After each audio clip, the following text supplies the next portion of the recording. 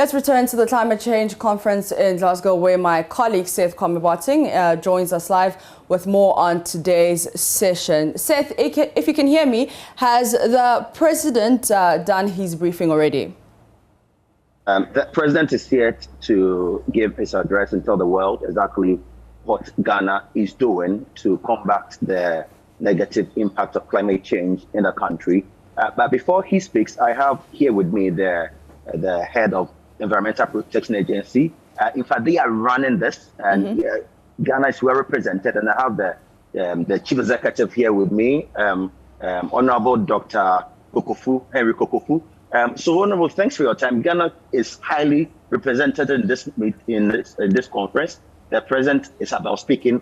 What is the President going to tell the world about what Ghana has done? Well, this was straightforward. Seth, if you can just ask him to please adjust the sound. We can't really hear him. If you can speak up, yeah.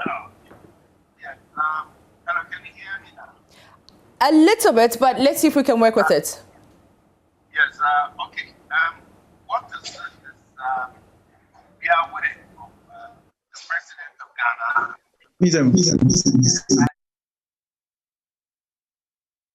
Like we're having some troubles with that Zoom. Seth, can you hear me?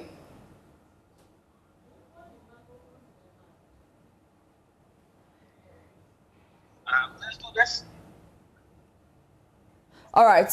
So Seth is just trying to connect that. Is it okay? Fantastic. Good. Yeah. Yes, on your question, the President of the Republic, Nana Dankwa Akufo-Addo, have been engaging the citizenry on matters of climate change for long. Since he was appointed as co-chair of the eminent group of advocates, he had been on the forefront both globally and internally. And during our pre-COP engagements, we told you, all of you Ghanaians, that coming into this meeting with strong negotiation skills and abilities. And indeed, we have a lot on the plate.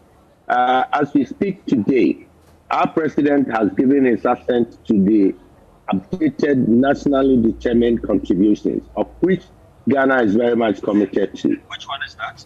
Yeah, these are volunteers, so to speak. Nations were obliged, or maybe were asked by the Paris Agreement, that nations should come up by themselves to determine what they can do to contribute to the minimization of climate effects and then emissions. So Ghana, as part of the committees of countries, we also have our own NDCs. That's what we call nationally determined contributions. And it has two phases, the adaptation and then the mitigation. What we intend doing or what we want to do in order to mitigate effects of climate change. And then what we intend to do or we have got to do to mitigate or to enhance adaptation of climate effects. So through that, we have what we call our points to argue on. And very, very critical on the furnace is on the burner is the issue of the G20 countries. I mean the developed countries. So the money they're supposed to give African countries. Yeah, not African countries. They are promised of $100 billion as an initial capital to help finance climate smart projects. And here we're talking about projects that intend to alleviate the climate change and then to slow down the warming, the global warming. And it all comes with cost. Ghana on our own, we are looking at something around 10 to 16 billion Ghana. That is what we are seeking. We're hoping to get from them, the G20 countries. Well, we have quantified our cost, and it's running about $16 billion. And we're looking forward that when these monies are given out, then developing countries, most affected countries, vulnerable countries, will have a share in there, will have access to these funds, so we can go ahead and then finance the projects that we intend to go with. And most of the activities are going to limit the use of our natural resources. Particularly, we are trying to plant more trees. We've already planted some more. And we are being asked to retain these trees as a forest cover, as carbon sinks and all other things. We do also have the marine resources that we need to enhance to be able to serve as carbon sinks. So all these and many others require huge and substantial amount of investment. And this is what we are looking up to, that developing countries will be adequately resourced and financed to address these issues. Given that almost 4% is what is being emitted from Africa, the entire global percentage. Yes, we're experiencing the negative side of it. Exactly. The floods, drought, and all those things. Exactly. And again, we are being called upon to come in and contribute to the limitations. So if you are coming to contribute, then it comes with a cost. And it comes with some kind of sacrifices. So we are asking for financing of these costs. And that is basic. And I do know that our president will not leave this matter to go. He will try as much as possible to hop on. And there are other issues that he may have to bring to the knowledge of the entire global leadership as he enters into the summit.